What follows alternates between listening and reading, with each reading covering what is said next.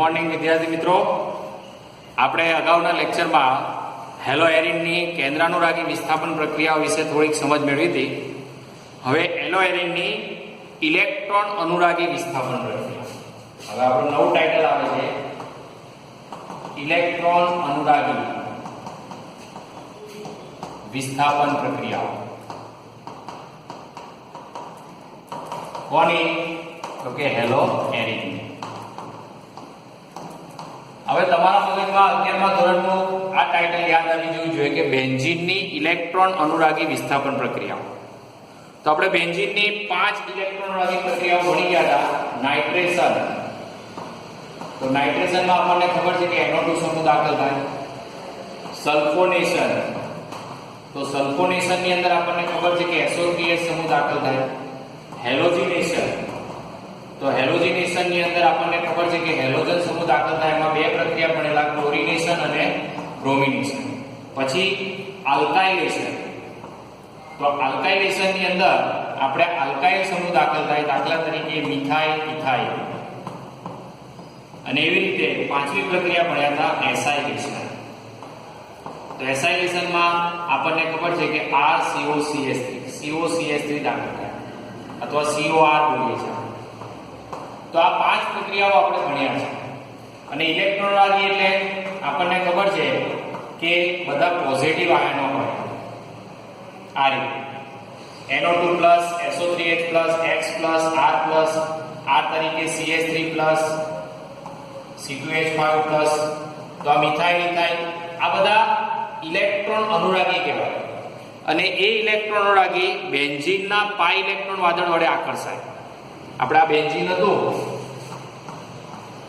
તો આપણને ખબર છે કે બેન્ઝીનમાં આપણે આ સમતલીય રચના કહીએ બેન્ઝીન, તો બેન્ઝીનના ઉપરના બધા પાઈ ઇલેક્ટ્રોન ઉપર આવે તો ઉપર પાઈ ઇલેક્ટ્રોન વાદળ રચાય, નીચે આવે તો નીચે પાઈ ઇલેક્ટ્રોન વાદળ રચાય.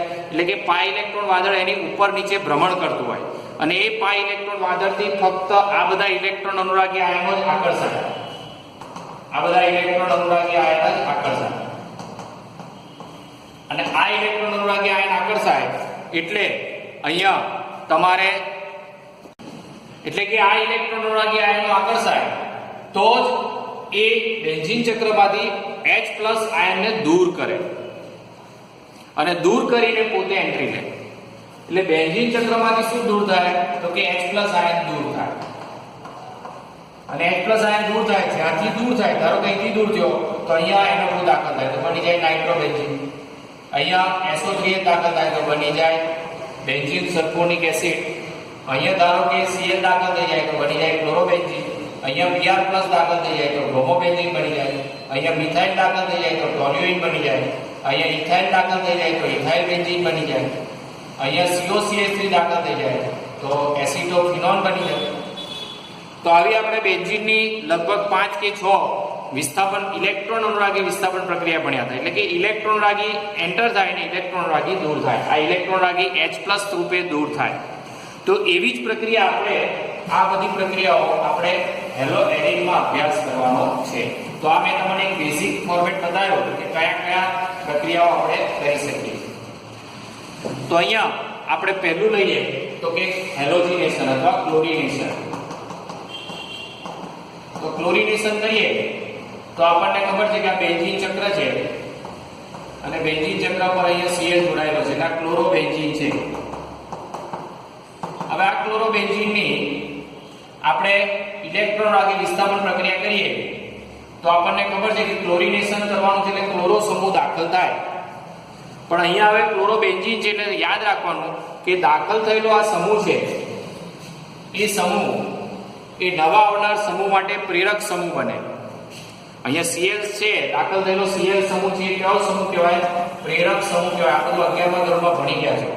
એટલે પ્રેરક સમૂહો બે પ્રકારના હોય, ઓર્થોપેરા નિર્દેશક હોય અને મેટા નિર્દેશક હોય. તો આપણને તો ખબર છે કે Cl એ કેવો સમૂહ છે? ઓર્થોપેરા નિર્દેશક છે. એટલે તમે જ્યારે ક્લોરિનેશન પ્રક્રિયા કરશો સૂર્યપ્રકાશની હાજરીમાં અથવા અહીંયા આપણને ઉદ્દીપક આપ્યું છે નિર્જળ FeCl3, નિર્જળ FeCl3 ઉદ્દીપકની હાજરીમાં આપણે ક્લોરિનેશન પ્રક્રિયા કરીશું. તો આ એક પ્રક્રિયા શીખવાડી રહ્યો છું, બહુ પ્રોપર સમજી લેજો. તો સૌપ્રથમ ક્લોરીન પ્રક્રિયા અને ઉદ્દીપક FeCl3 વચ્ચે પ્રક્રિયા થશે એટલે આમાં આ Cl પર Cl છે એમાં એક ઇલેક્ટ્રોન રાગી બનશે અને એક કેન્દ્રાનુરાગી બનશે એટલે આ જે ધનભારિત ભાગ બન્યો એ ઇલેક્ટ્રોન અનુરાગી બન્યો એને આપણે ઇલેક્ટ્રોફાઇલ કહીએ છીએ અને આ ઋણભારિત ભાગ બન્યો એને કેન્દ્રાનુરાગી કહીશું Nu નિક્લિયોફાઇલ હવે આ જે ઇલેક્ટ્રોન રાગી છે એ ઇલેક્ટ્રોન રાગી આ બેન્ઝીનના પાઈ ઇલેક્ટ્રોન વાદળ વડે આકર્ષાશે બેન્ઝીનના પાઈ ઇલેક્ટ્રોન વાદળ વડે આકર્ષાય છે હવે આકર્ષાશે ખરો પણ આ ભાઈ પ્રેરક સમૂહ છે એ પ્રેરણા આપશે કે કયા સ્થાને જાવ ભાઈ કે ઓર્થો ને પેરા સ્થાને જાવ પ્રેરણા આપશે એટલે આ ભાઈ આકર્ષાય ખરા બેન્ઝીનથી પણ જશે ક્યાં તો કે ઓર્થો અને પેરા એટલે તમને અહીંયા આપણી નિપજ આવી પડે છે કે ઓલરેડી Cl સમૂહ તો દાખલ થયો છે પણ નવો આવનાર Cl સમૂહ અહીં પેરા સ્થાન પર દાખલ થાય છે અને નવો આવનાર Cl સમૂહ ઓર્થો સ્થાન પર દાખલ થાય છે આ ઓર્થો સ્થાન એટલે અહીંયા દાખલ થયો અને અહીંયા દાખલ કારણ કે આ બંનેનું હંમેશા મિશ્રણ મળશે આપણને ભણ્યા છે કે ઓર્થો પેરાનું હંમેશા મિશ્રણ મળે પણ અહીં પેરા સંઘટકની પ્રોપર્ટી મુખ્ય નિપજ બનશે કારણ કે એ વધારે મળે અને ઓર્થોની નિપજ ઓછી મળશે તમારી બુકમાં પાન નંબર 314 પર આપેલું છે પહેલું પેરા બતાવ્યું છે પછી આપણે ઓર્થો બતાવ્યું છે એટલે આને આપણે શું કહી શકીએ તો નંબરિંગ આપીએ તો 1 2 3 4 1 4 ડાયક્લોરોબેન્ઝીન શું કહેવાય 1 4 ડાયક્લોરોબેન્ઝીન આ મુખ્ય નિપજ બને અને 1 2 ડાયક્લોરોબેન્ઝીન આ તમારી ગૌણ નિપજ આ પેરા નિપજ કહેવાય આ ઓર્થો નિપજ અને પેરા ડાયક્લોરોબેન્ઝીન કહેવાય અને ઓર્થો ડાયક્લોરોબેન્ઝીન પણ આપણે કહી શકીએ એટલે આ ભાઈ શું થયા તો કે પ્રેરક અસર થઈ પ્રેરક સમૂહ થયા નવા આવનારને દાખલા તરીકે 100 અણુ હતા તો 100 અણુમાંથી 70 75 જેટલા અણુમાં સમૂહ કયા સ્થાને ગયો પેરા સ્થાન પર ગયો અને 25 જેટલા અણુમાં કયા સ્થાને ગયો ઓર્થો સ્થાને ગયો એટલે આ મુખ્ય નિપજ થઈ ગઈ આ ગૌણ નિપજ થઈ ગઈ એટલે ખાસ ધ્યાન રાખવાનું કે જે પ્રક્રિયકમાંથી ઇલેક્ટ્રોન અનુરાગી આયન બને એ બેન્ઝીનના પાઈ ઇલેક્ટ્રોન વાદળ વડે આકર્ષાય અને ત્યાં પોતે જોડાય છે ક્લિયર તો એવી જ રીતે હવે બીજી પ્રક્રિયા લઈએ આપણે નાઇટ્રેશન લઈએ તો નાઇટ્રેશન પ્રક્રિયામાં બી આપણને પ્રક્રિયકની નિપજ ખબર જ છે તો નાઇટ્રેશનની અંદર આપણને ખબર છે કે પ્રક્રિયક છે HNO3 પ્રક્રિયક તરીકે કોણ લઈએ છે HNO3 અને ઉદ્દીપક તરીકે શું લઈએ છે H2SO4 તો આપણને ખબર જ છે કે HNO3 માંથી ઇલેક્ટ્રોન રાગી આયન કયો બને NO2+ અને કેન્દ્રાનુરાગી આયન કોણ બને OH- તો આ ઇલેક્ટ્રોન રાગી આયન છે એ બેન્ઝીનના પાઈ ઇલેક્ટ્રોન વાદળ વડે આકર્ષાય અને આ પ્રેરક સમૂહ આપણને સૂચના આપે તે પ્રમાણે પેરા સ્થાન પર NO2 જાય અને ઓર્થો સ્થાન પર NO2 જાય એટલે Cl તો રહેવાનો એટલે આને 4 નાઇટ્રોક્લોરોબેન્ઝીન કહેવાય અને આને 2 નાઇટ્રોક્લોરોબેન્ઝીન કહેવાય અહીં તમે જુઓ છો કે 4 નાઇટ્રોક્લોરોબેન્ઝીન એ તમારી કેવી નિપજ છે મુખ્ય નિપજ છે અથવા IUPAC રીતે બોલો તો આને 1 નંબર અપાય 1 2 3 4 1 2 3 4 5 6 તો 1 નંબર પર ક્લોરો પહેલો નંબર આવે 1 ક્લોરો 4 નાઇટ્રોબેન્ઝીન અને આને શું બોલાય 1 ક્લોરો 2 નાઇટ્રોબેન્ઝીન તો આ રીતે તમે નાઇટ્રેશન પ્રક્રિયા જોઈ શકો છો એવી રીતે સલ્ફોનેશન આવે તો સલ્ફોનેશન ની અંદર શું થશે તો કે H2SO4 પ્રક્રિયક છે અને H2SO4 ઉદ્દીપક છે સલ્ફોનેશન પ્રક્રિયા તો સલ્ફોનેશન પ્રક્રિયામાં આપણને ખબર છે કે SO3H ઇલેક્ટ્રોન અનુરાગી આયન બને અને OH- કેન્દ્રાનુરાગી આયન બને એટલે આ ઇલેક્ટ્રોન રાગી આયન છે બેન્ઝીનના પાઈ ઇલેક્ટ્રોન વાદળ વડે આકર્ષાય અને જ્યાં જોડાય ત્યાં પોતે H+ આયનને દૂર કરશે એટલે SO3H એટલે અહીંથી જે H+ દૂર થાય એ આની જોડે જોડાય કે H2O બનાવે અહીંથી દૂર થાય H2O બનાવે આમાં બી આ રીતે જ હોય 75 25 કે જે 80 20 જે લખવું તે લખાય તમે 80 20 લખશો તો બી ચાલશે એટલે પેરા સંઘટક વાળી નિપજ મુખ્ય બને ઓર્થો સંઘટક વાળી નિપજ ગૌણ બને એટલે આને આપણે શું કહીશું આને નંબર 1 આપવો પડશે કારણ કે આની ક્રિયાશીલતા વધારે થઈ ગઈ એટલે 1 2 3 4 આમાં 1 2 એટલે શું થશે 4 ક્લોરો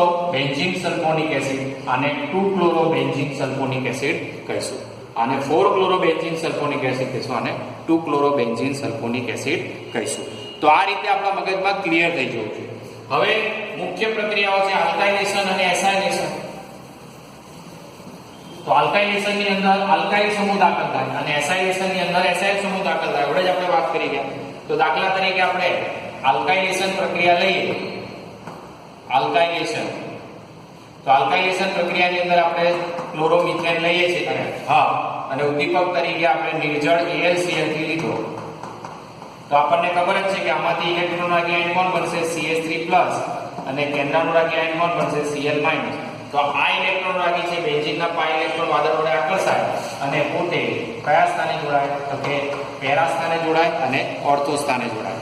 એટલે ઓર્થો સ્થાન પેરા સ્થાને જોડાશે મુખ્યની હોય, ઓર્થો સ્થાને જોડાશે ગૌણની હોય. બોલો એક જ બાઇન્ડમાં બેઠેલું હોય તો કેટલું ઈઝી પડે. આના નામ બી આપણે 1 chloro 4 methyl benzene 1 chloro 2 methyl benzene. એકદમ ઈઝી છે. હવે એસાઇલેશન પ્રક્રિયાઓ. તો એસાઇલેશનમાં આપણે એસિટાઇલ ક્લોરાઇડ લઈએ છીએ એટલે અહીંયા તમારો કેન્દ્રાનુરાગી કોણ બનશે CO CH3+ ઇલેક્ટ્રોન રાગી અને કેન્દ્રાનુરાગી Cl- આ બેન્ઝીનના પાઈ ઇલેક્ટ્રોન વાદળ વડે આકર્ષાય એટલે અહીંયા તમને શું બનશે COCH3 અને અહીંયા શું બનશે COCH3. તો આને પણ આપણે નામકરણમાં કહી શકીએ કે 2 ક્લોરો એસિટોફિનોન અથવા 4 ક્લોરો એસિટોફિનોન. આને નંબરિંગ અહીંથી અપાય 1 2 3 4.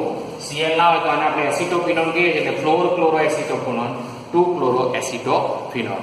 તો આ રીતે આપણે હેલોજિનેશન, નાઇટ્રેશન, સલ્ફોનેશન, આલ્કાઇલેશન, એસાઇલેશન આ બધી ફ્રીડલ-ક્રાફ્ટ પ્રક્રિયાઓ ભણ્યા. આલ્કાઇલેશન અને એસાઇલેશનને શોધનાર વૈજ્ઞાનિક હતા ફ્રીડલ અને ક્રાફ્ટ્સ. અને ફ્રીડલ અને ક્રાફ્ટ્સના નામ પરથી આપણે આની બે પ્રક્રિયાઓ ભણ્યા, ફ્રીડલ-ક્રાફ્ટ્સ આલ્કાઇલેશન અને ફ્રીડલ-ક્રાફ્ટ્સ એસાઇલેશન. એટલે આવી સિમ્પલ પ્રક્રિયાઓ પણ આપણને પરીક્ષામાં પૂછાય તો તે ઘડી આપણને આવડવું જોઈએ. હવે અહીંયા આપણને પ્રશ્ન પૂછ્યો છે કે ક્લોરીન ઇલેક્ટ્રોન આકર્ષક સમૂહ છે તેમ છતાં ઇલેક્ટ્રોન અનુરાગી વિસ્થાપન પ્રક્રિયાઓ ઓર્થો અને પેરા નિર્દેશક માટે શા માટે કરે છે? આ પરીક્ષામાં પ્રશ્ન પૂછાયો હતો. આ સમજી લેજો આ પ્રશ્ન. કોયડો નંબર 10.9 મોસ્ટ આઈએમપી. શું કહે છે કે ક્લોરો સમૂહ મેટા નિર્દેશક છે, ઇલેક્ટ્રોન આકર્ષક છે. આપણને પ્રશ્ન શું પૂછ્યો છે કે ક્લોરો સમૂહ એ તમારો ઇલેક્ટ્રોન આકર્ષક સમૂહ છે એટલે કે મેટા નિર્દેશક સમૂહ છે, છતાં નવા આવનાર સમૂહ આપણે હવે જોયું બધું nitration, chlorination, bromination, alkylation, acylation, સલ્ફોનેશન બધામાં નવા આવનાર સમૂહ કયા સ્થાને જોડાય છે? ઓર્થો અને પેરા પર. તો શું કહે છે કે ક્લોરો સમૂહ એ મેટા નિર્દેશક એટલે કે ઇલેક્ટ્રોન આકર્ષક સમૂહ છે, છતાં પણ નવા આવનાર સમૂહ ઓર્થો અને પેરા પર જોડાય છે. કેમ? આવો પ્રશ્ન આપણને પૂછ્યો છે કોયડો 10.9.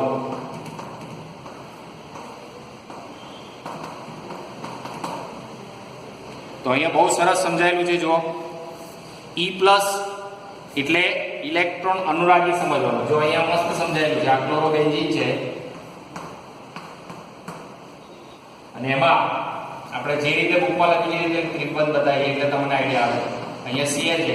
હવે આપણને ખબર છે કે Cl પાસે 3 ઇલેક્ટ્રોન યુગ્મ હોય અબંધકારક અને આ ભાઈ ભિખારી આવે. E+ એટલે ભિખારી હોય, ઇલેક્ટ્રોન અનુરાગી, કારણ કે પોતાનો ઇલેક્ટ્રોન આપી ના હોય. ઇલેક્ટ્રોન અનુરાગી આવે, ઇલેક્ટ્રોફાઇલ કહીએ છીએ આપણે.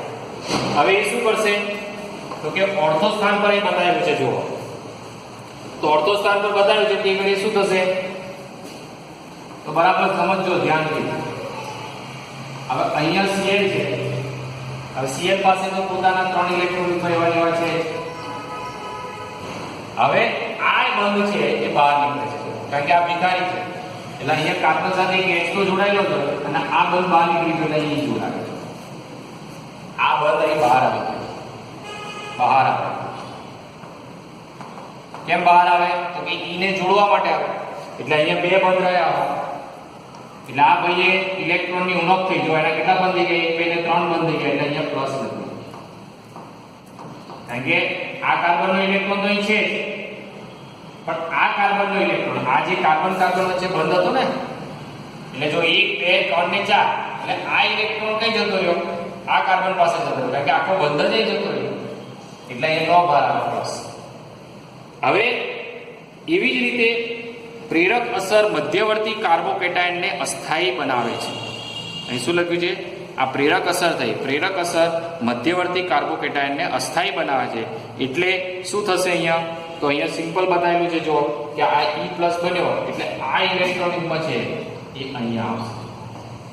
અહીં દોટ બતાવ્યું છે અને એ ઇલેક્ટ્રોનિકમાં અહીંયા આવે એટલે શું થશે? પેરા સ્થાન પર હુમલો થાય અને પેરા સ્થાન પર હુમલો થાય એટલે સસ્પંદન અસર મધ્યવર્તી કાર્બોકેટાયનને પછી કેવો બનાવે છે? સ્થાયી. એટલે મેટા સ્થાન પર જતું નથી. એટલે સ્ટેબિલિટી મેળવવા માટે શું થશે? આ ઇલેક્ટ્રોનિકમાં અહીંયા આવ્યું છે એટલે 4 બંધ થઈ ગયા. એવું પેરા સ્થાન પર બી થઈ શકે. પેરા સ્થાન પર બતાવેલું છે જો અહીંયા સમજી લેજો. આ રીતે બતાવ્યું છે ક્લોરોબેન્ઝીન, આ Cl પાસે 3 ઇલેક્ટ્રોનિકમાં.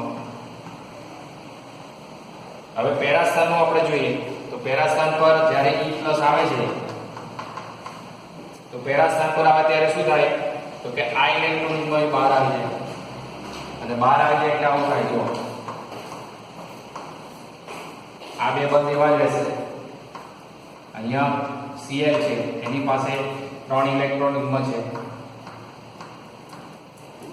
હવે અહીંયા આ બંધ જોડે એક H તો જોડાયેલો છે, નહીં પણ જોડાયો E અને E જોડાયો એટલે અહીંયા કયો ભાર થઈ ગયો? પોઝિટિવ પ્લસ ભાર થઈ ગયો. આ બંધ ખસીને અહીંયા આવી ગયો અને આ બંધ ખસીને બહાર આવી ગયો. આ બંધ અહીંયા આવી ગયો એટલે બંનેમાં સ્ટેબલ કાર્બોકેટાયન બને છે. એટલે કાર્બોકેટાયન જે બન્યા એ કેવા બને છે? સ્થાયી બને છે. સ્થાયી કાર્બોકેટાયન બને છે ઓર્થો અને પેરાવાળા. એટલે ઇલેક્ટ્રોન વાળા આયન ઓર્થો સ્થાન પર કાં તો પેરા સ્થાન પર જોડાય છે અને પછી આ ભાઈ પ્લસ બનીને જતા રહે.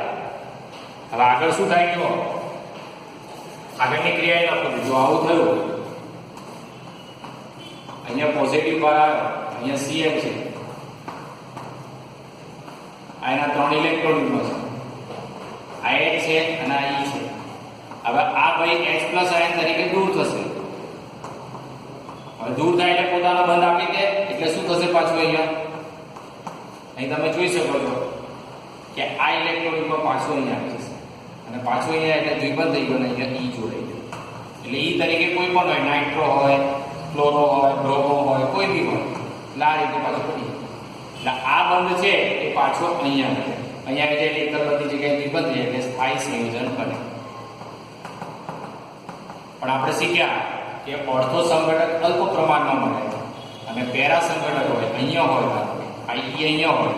હવે આમાં E હોય તો અહીં શું થશે? આ બંધ અહીં જતો રહેશે એટલે આ બંધ અહીં જતો રહેશે એટલે પાછું એકાંતરે દ્વિબંધ થઈ જશે. એટલે આ રીતે સમજવાનું છે. એટલે અહીંયા શું કહે છે કે સસ્પંદનને કારણે પ્રેરક અસર વધુ પ્રબળ બને છે અને ચોખ્ખો ઇલેક્ટ્રોન ઘટાડો જોવા મળે છે. પરિણામે અક્રિયણ ઉત્પન્ન થાય છે અને ઓર્થો અને પેરા પરના હુમલા માટે સસ્પંદન અસર પ્રેરક અસરથી વિપરીત કાર્ય કરે છે.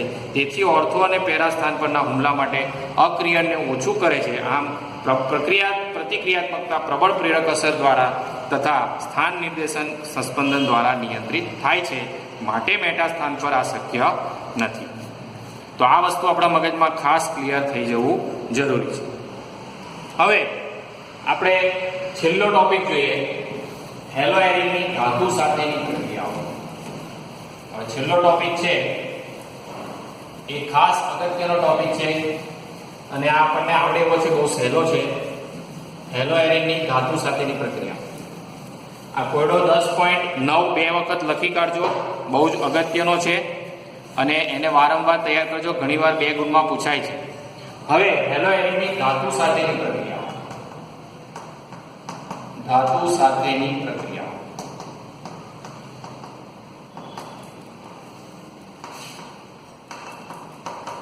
Hello arene. તો ધાતુ સાથેની પ્રક્રિયાઓ બે ભણવાની છે આપણે.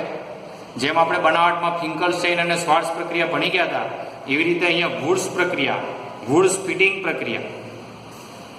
પહેલી પ્રક્રિયા છે વુડ્સ ફિટિંગ પ્રક્રિયા. હવે વુડ્સ ફિટિંગ પ્રક્રિયા એટલે શું? બહુ સિમ્પલ છે. તમારે એક હેલો એરિન લેવાનો અને એક હેલો આલ્કેન લેવાનો. એક શું લેવાનો? હેલો એરિન અને એક હેલો આલ્કેન લેવાનો. એટલે આપણે ધારો કે હેલો એરિન લીધો, ધારો કે હેલો એરિન લીધો અને બીજો શું લેવાનો? હેલો આલ્કેન લેવાનો.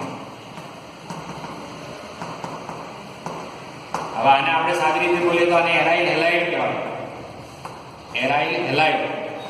અને આને શું કહેવાય? આલ્કાઇલ હેલાઇડ કહેવાય. શું કહેવાય? આલ્કાઇલ હેલાઇડ કહેવાય. હવે આની સોડિયમ ધાતુ સાથે પ્રક્રિયા કરવાની.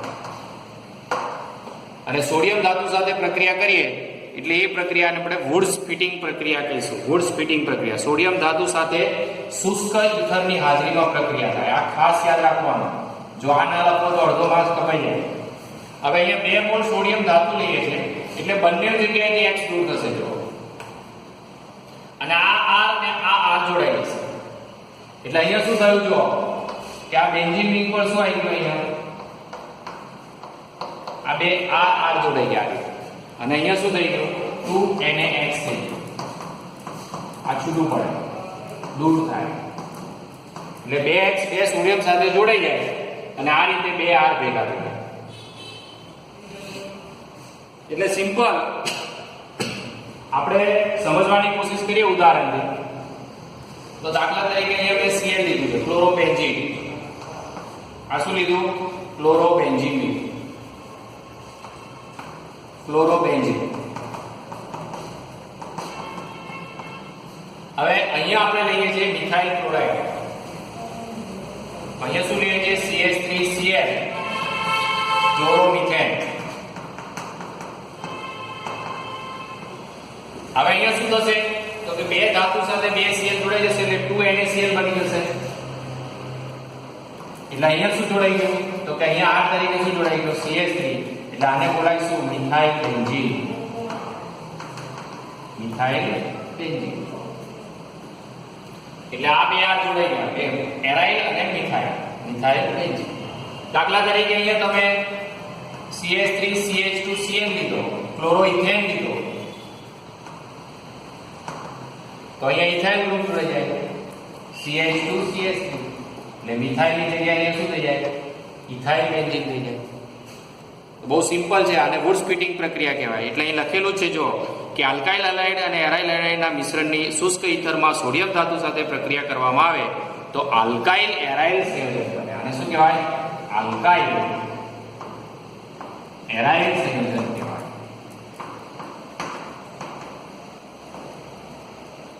તો આ સિમ્પલ વસ્તુ આપણા મગજમાં ક્લિયર થઈ ગઈ. અને હવે ફિટિંગ પ્રક્રિયા. પ્રક્રિયા નંબર 2 છે ફિટિંગ પ્રક્રિયા. તો ફિટિંગ પ્રક્રિયામાં શું છે? તો કે બંને લેવાના હેલો એરિન, 2 હેલો એરિન લેવાના અને એની સોડિયમ ધાતુ સાથે શુષ્ક ઇથરની હાજરીમાં પ્રક્રિયા કરવાની. એટલે સિમ્પલ આપણને 2 ફિનાઇલ રિંગ મળે. દાખલા તરીકે આપણે 2 હેલો એરિન તરીકે આવું લીધું, 2 મોલ લીધા 2X અને 2 મોલ સોડિયમ ધાતુ સાથે પ્રક્રિયા કરી શુષ્ક ઇથરમાં. તો શું થઈ ગયું? અહીંયા 2 R જોડાઈ જાય અને વત્તા 2NaX છૂટા પડે.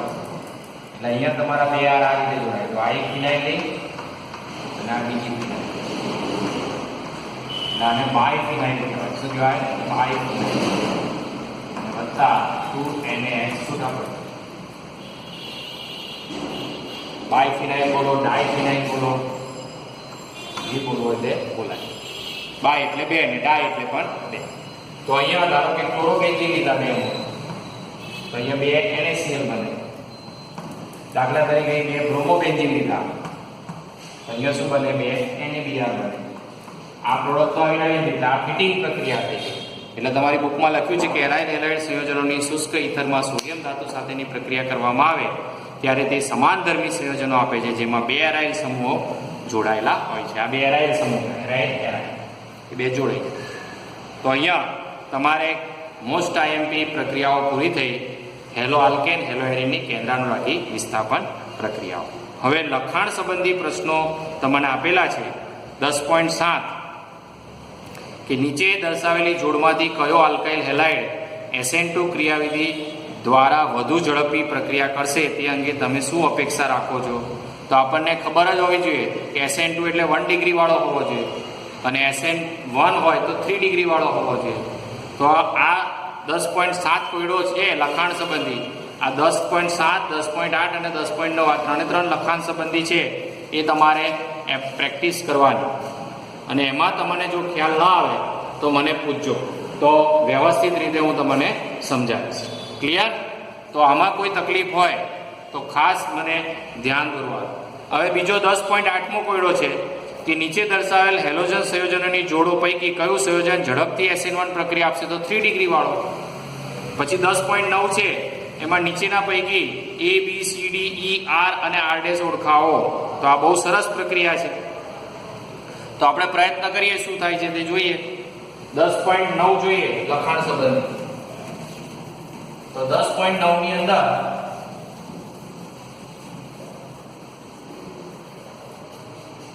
પ્રયત્ન કરીએ આપણે. લખાણ સંબંધી પ્રશ્ન છે 10.9. તો અહીંયા પહેલું લખ્યું છે સાયક્લોબેન્ઝીન દોર્યો છે અને અહીંયા Br દોર્યો છે. એટલે 1 બ્રોમો સાયક્લોહેક્સેન કહેવાય. 1 બ્રોમો સાયક્લોહેક્સેન. હવે એની મેગ્નેશિયમ ધાતુ સાથે પ્રક્રિયા બતાવી છે અને શુષ્ક ઇથર લખ્યું છે. એટલે તૈયારીમાં જ આપણને ખબર પડી ગઈ છે કે RX છે, R તરીકે સાયક્લોહેક્સેન છે અને X તરીકે Br છે. તો બંનેની વચ્ચે મેગ્નેશિયમ જોડે જાય એટલે આપણી E નિપજ શું બનશે? આ બનશે કે સાયક્લોહેક્સેન, મેગ્નેશિયમ અને Br. એટલે આને આપણે શું કહીશું? આ તમારી A જવાબ થયો. સાયક્લોહેક્સેન, મેગ્નેશિયમ બ્રોમાઇડ. ચલો હવે આગળ શું કીધું છે? એનું જલ વિભાજન કરો. એટલે પાણી ઉમેરીએ તો જલ વિભાજન પ્રક્રિયા થાય. તો સિમ્પલ આપણને ખબર છે કે આમાં H ઉમેરે એટલે આપણને પહેલી નિપજ શું મળી? E નિપજ શું બની? સાયક્લોહેક્સેન બની. આપણને ખબર છે ને આલ્કેન બને. આ ચક્રીય આલ્કેન બન્યું અને છૂટું શું પડી ગયું? Mg. છૂટું નીચે લખું છું અહીં કે Mg જોડે Br તો હતો અને અહીંયા શું જોડાઈ ગયું? OH જોડાઈ. તો આપણી નિપજ બની ગઈ. એટલે આપણો B જવાબ પણ મળી ગયો. તો B જવાબ શું છે? સાયક્લોહેક્સેન. હવે RBr વત્તા Mg, RBr વત્તા Mg અને અહીંયા લખ્યું છે શુષ્ક ઇથર. તો આ પણ ગ્રીગનાર પ્રક્રિયા થશે. એટલે C જવાબ શું મળશે તમારો? RMgBr. આ ગ્રીગનાર પ્રક્રિયા બની ગયો. આ તમારો જવાબ થયો C. અને પછી આપણને D2O કીધું છે. D2O એટલે ભારે પાણી. અને D2O કીધું એટલે અહીંયા તમારે આવું લખ્યું છે જો કે CH3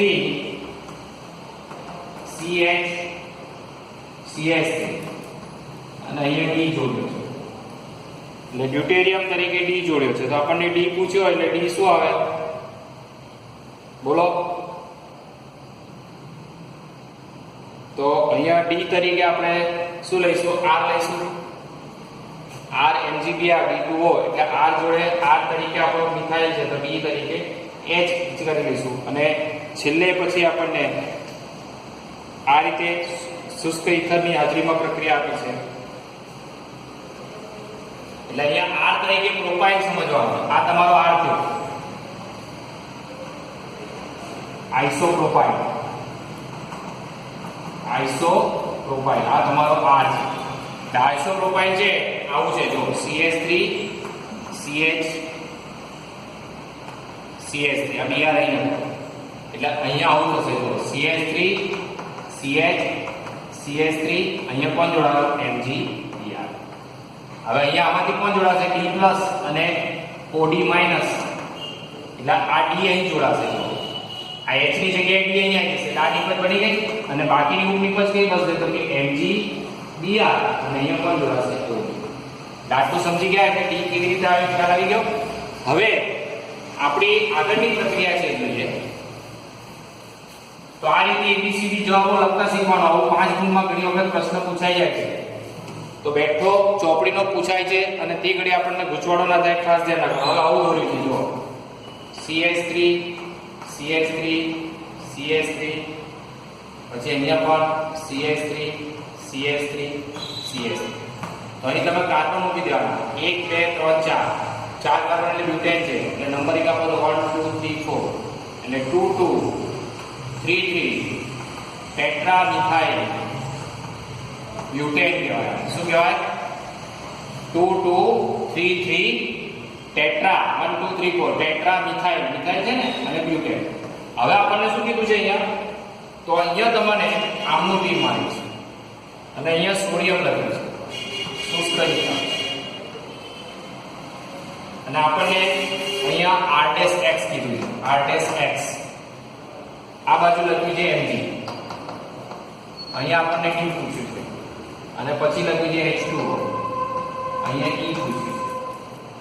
તો સિમ્પલ આપણે અહીંયા R ઓળખતા આવડવો જોઈએ. હવે શુષ્ક ઇથર 2 મોલ સોડિયમ છે એટલે 2NaBr મળી જશે અથવા 2NaX મળી જશે. તો R' તરીકે કોણ છે એ આપણે પસંદ કરવાનું છે. તો R' તરીકે એક ખ્યાલ આવવો જોઈએ કે હમણાં ત્યાં આ એક થયો ને આ એક થયો એટલે R તરીકે શું લીધું છે CH3X આ 2 મોલ લીધા છે એટલે તમે સમજી લો કે 2 મોલ લીધા છે એટલે અહીંયા કોણ હશે H હશે એટલે CH3CHX આપણા મગજમાં ક્લિયર થઈ ગયું. અરે સોરી આ બાજુ પણ CH3 અને આવા કેટલા મોલ લીધા છે 2 એટલે આનું નામ શું થશે બોલો 2 મિથાઇલ 2 ક્લોરો આપણે Cl કરી દઈએ ચાલો અને X ની જગ્યાએ Cl કરી દઈએ 2 ક્લોરો 2 મિથાઇલ પ્રોપેન. R' તરીકે આ છે ટર્સરી બ્યુટાઇલ. R' બરાબર શું છે ટર્સરી બ્યુટાઇલ. આ ફેમસ નામ છે અને IUPAC નામ બોલીશું તો શું થશે આ 1 2 3 કાર્બન થયા એટલે 2 ક્લોરો 2 મિથાઇલ પ્રોપેન. હવે એટલે આપણને આ 2 મોલ મળી ગયા એટલે 2NaBr 2NaCl છૂટા પડી ગયા. આવા 2 ઘટક જોડાઈએ ને આવી રીતે CH3 પછી અહીંયા CH3 આ તમારી કઈ પ્રક્રિયા થઈ વોલ્સ પ્રક્રિયા થઈ. 2 સાદા હેલો આલ્કેન જોડાઈ ગયા 2 2 3 3 ટેટ્રા મિથાઇલ બ્યુટેન બની ગયું. હવે આપણને આ R ખબર પડી ગઈ એટલે આપણને D નિપજ શું બનશે તો હું નીચે લખું છું D નિપજ. આ તમને ખ્યાલમાં આવી ગયું છે. હવે તો અહીંયા D નિપજ હું નીચે લખી રહ્યો છું જુઓ તો R આપણો શું છે CH3 અને એની સાથે મેગ્નેશિયમ જોડાશે એટલે વચ્ચે Mg આવી જશે અને અહીંયા શું થઈ જશે Cl. આ તમારો થઈ ગયો ગ્રીગનાર્ડ પ્રક્રિયા. આ તમારો D જવાબ થઈ ગયો. અને હવે જલ વિભાજન પ્રક્રિયા કરવાની H2O ઉમેરાય એટલે આમાં H જતો રહેશે અને H જતો રહેશે એટલે શું થશે CH3 અને જોડે H આવી ગયો અને નિપજ કઈ બની ગઈ ઉપ નિપજ MgCl અને કોણ આવી ગયું OH. તો આ નિપજને આપણે શું કહીએ 2 મિથાઇલ પ્રોપેન. આ તમારો E જવાબ. એટલે આ રીતે તમારે આખો કોયડો સોલ્વ કરી શકો છો. તો આવા પ્રશ્નો ઘણી વખત 3 ગુણમાં 4 ગુણમાં પૂછાઈ જાય છે. તો આપણને જેટલી પ્રક્રિયાઓ યાદ આવડે આમાં કેટલી બધી પ્રક્રિયાઓ થઈ છે. મેક્સિમમ કઈ પ્રક્રિયા છે ગ્રીગનાર્ડ પ્રક્રિયા છે. પછી વુડ્સ પ્રક્રિયા પણ થઈ એટલે આ વસ્તુ આપણા મગજમાં ખાસ ક્લિયર થઈ જવું જોઈએ. તો તમારું આજનું હોમવર્ક છે લખાણ સંબંધી 10.7, 10.8 ને 10.9.